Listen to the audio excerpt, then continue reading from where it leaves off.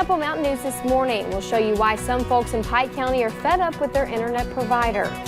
And Governor Andy Beshear made stops in eastern Kentucky yesterday, announcing that $4 million in grant money is coming to Perry County. And we've told you about the renewed chance to legalize medical marijuana here in the Commonwealth. Now hear from one family who says they have seen the difference it can make firsthand. Dedicated to eastern and southern Kentucky, this is WYMT Mountain News This Morning. Good morning. It is 5:59. I'm Will Puckett. And I'm Madison Pergram. Thank you for tuning in to Mountain News This Morning on this Tuesday. On this Tuesday, fog is outside is what we've been saying all morning. Yeah, hopefully that fog gets away so kids don't have to worry about getting to the bus stop or parents driving to work or taking their kids to school. But it is the reality this morning as we're looking at another day of rain, but hopefully that'll taper off. Bring Brandon in this morning. And Brandon, what's the timeline we're looking at today in this weather? I would say mid-morning for the rain, if that long, because the bulk of it's already moving out this morning. We take a look on live pinpoint Doppler radar, and you'll see the heaviest concentrations are already up to the north and moving out of the region. So if you're back down, let's say west of Clay County, you're out of it already this morning. So that's some good news there. We take you up, zoom in on the cluster there, going back toward Ashland and Huntington, Louisa, Paintsville, and over toward Inez there. That's your heaviest concentrations there. And you'll see a few more down toward Hazard this morning, but moving out quickly. Fog is the main issue you're going to deal with at least early this morning. Some wet roads as well, so be careful of that. Just take it easy out there. Give yourself plenty of time to get around. Most folks close to 50. We now have a new high spot there, high temperature spot in Monticello at 53. It's still the cool spot here in Hazard at 44, along with Ashland. We're tied right now. Rain early, mainly cloudy skies, right around 60 today, so that's going to feel nice. Enjoy it, because old man winter not quite done with us just yet. I'll have the rest of the forecast coming up here in a little bit. Will? Alrighty, Brandon, thank you. Well, between outages, long customer service wait times, and rate hikes, Suddenlink customers in Pike County are fed up with their internet service provider. Kelsey Sotow went to Pikeville to hear from city leaders and frustrated residents. When you work from home or are a college student taking online classes, your internet connection is everything. It's huge for small businesses, because when someone comes through and you can't take a credit or debit card transaction, all of a sudden now you're hurting. You've lost a sale that goes out the door, and that you may lose a repeat customer who does not come back. Anthony Childers works out of his home. He's relied on Suddenlink to keep him connected for 3 years, but he says he's tired of spending days consistently without service and no refund. He's also experienced poor customer service, so he's decided to switch carriers. My last call time was 35 minutes with them, and that was to try to cancel service. I think that's just a perfect example of how people really are frustrated, and they want change, they want good service that they're paying for, and they want to talk to somebody about it. Last week, Pikeville City Commissioners requested that a representative from Suddenlink come and speak at their meeting. Concerned customers had the chance to ask the company about an increase in their bills. She did address that, because it did go up. She said $10.50, which is about what my personal bill went up. And she said that that was a communication increase that was put upon them and then therefore transferred to the customers. Commissioner Powers is not only a city official, but also a Suddenlink customer.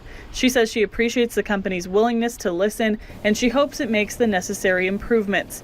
At that meeting, she says the company's representative told the crowd they've already installed some equipment and plan to add more. They've also worked to improve customer service. As for Anthony, he says customers just want access to the service they're paying for. I see people they'll do a speed test and they'll post the results on social media, and it is always so much lower than what they're paying for. You know, it is like sometimes it's 10-15% of what they're paying for. They should only be paying 10-15% of their bill at that point.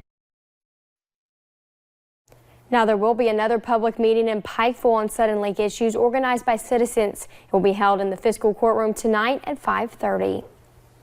Governor Andy Beshear made stops in eastern Kentucky yesterday, where he announced roughly $4 million in grant money coming to Perry County to help with multiple projects. More than $3.5 million will go to renovate the Sykes building and focus on creating about 200 jobs. Another $500,000 will go to the Route 80 Water Systems Interconnect, which will make water more easy to access. The governor also talked about parts of his vision for economic diversification. We've got to start looking at new industries and new areas, what the economy will look like in the next 30 years, and let's pick things we can be number one in, like agriculture technology. And we've got the world's population exploding, and it's estimated our farmers have to increase their output by 2 to 3 times in the next 30 years. Governor Beshear also stopped in the city of Jackson in Breathitt County, announcing about $2 million in funding to help replace 16,700 feet of outdated water lines. And the deadline to obtain a Real ID compliant driver's license in Kentucky is October 1st. People are applying, but with only 4 regional locations open, it is creating a bit of a wait. The Real ID project manager says about 500 Real IDs are being issued each day across the state. More offices are set to open by summer to help alleviate the strain. Either way, long wait times are expected. If you're going to get your Real ID, having the right documents is key. You'll need your birth certificate or passport and proof of social security number, like your social security card, a W-2, or 1099. And if your name doesn't match your birth certificate, you'll need a bridging document such as a marriage license. Well, there is a renewed chance in Frankfort to legalize medical marijuana. A bill passed in the House last Thursday. For one Kentucky family, they have seen firsthand the difference medical marijuana can make. Krista Frost shows us their path to legalization. The seizures started at a few months old. After his first set of vaccinations, he had a hour-long seizure, and he ended up being life-flighted away the first time.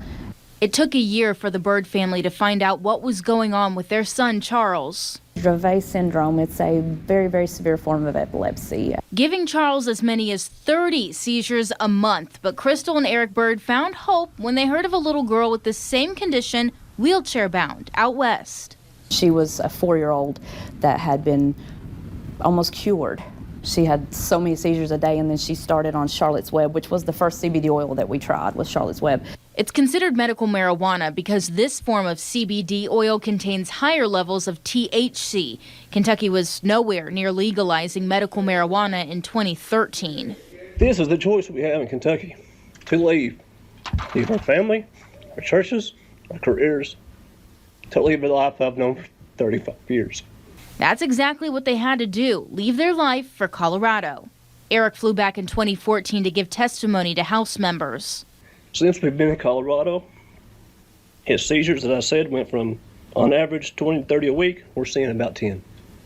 And living there was actually one of the harder things I think we've ever done, to leave our parents. Our whole support group that helped us take care of Charlie was here, forcing them to move back home. Within months, former Governor Beshear signed a bill allowing CBD oils to be shipped into the state, helping Charles, but at a cost. It was very hard. It was very costly, and it was not needed. If our state had allowed us to just access this exact same thing here, we wouldn't have lost probably $30,000. Now they're hoping lawmakers will help families like theirs. I want to know why my son can't be given something that I know can help him.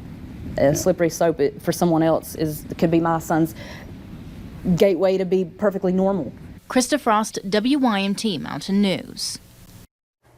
Eric and Crystal Bird say the biggest difference in their son using medical marijuana is in his motor skills, behavior, and mood. Kentucky tops a new report for the number of people testing positive for fentanyl. Millennium Health analyzed more than 1 million urine tests to arrive at the finding.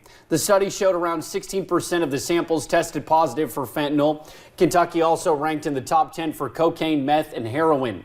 Nationwide, the study showed an increase in positive tests for meth and fentanyl, but a decrease for cocaine and heroin. And in Ashland, state police found a man with large amount of meth during a traffic stop Saturday. They arrested 23-year-old Chad Trusty, and inside his car, investigators say they found 137 grams of meth and some narcotics. He faces several drug charges. State police are looking for an escaped inmate from Western Kentucky with ties to Eastern Kentucky. Get a good look at Daniel Bell. Police say he left a work release program in Paducah. They say they also think he stole a 2000 Chevrolet Silverado. He is from Painesville, and they think he could be heading that way. If you know where he might be, give police a call. And a Johnson County man died Saturday from injuries he suffered in a house fire. Officials tell us following the fire, Kenneth Stephen Castle was flown to Cabell Huntington Hospital, where he later died. Castle's funeral was Thursday beginning at 2 at Phelps & Son Funeral Home, and he was only 50 years old. DNA testing helped investigators identify a woman found dead in 1995.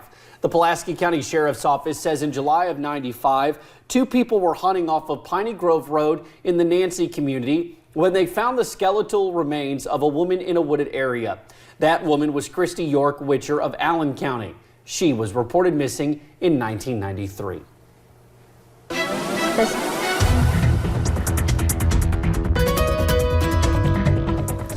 Forecast this morning still features some rain chances, but they're on the way out, at least briefly. Let's take a look live pinpoint Doppler radar. The heaviest bands of rain now moving into parts of West Virginia out of our Big Sandy counties, and a few more still to go. But again, you see the western counties drying out already. Temperatures climbing. 53 Monticello, a lot of 50-degree readings down toward I-75 and up that way. We're also seeing some of those in the Big Sandy too. The coolest spot in the region right here in Hazard at 44. Your emoji cast today, chances for rain early, mainly cloudy skies, so that's the kind of face that you're seeing there. Rain to snow tomorrow and Thursday, some chances for some snow early. But the headlines as we look ahead, yep, you're going to see another shot of Old Man Winter toward the end of the week, and as we'll appreciate, more chances for some snow by the end of the week as well. About time, Brandon, about time. Well, thank you for joining us on Mountain News this morning. More news is on the way. Coming up, we'll tell you how the heavy rainfall we've seen so far this year could lead to an especially bad spring allergy season.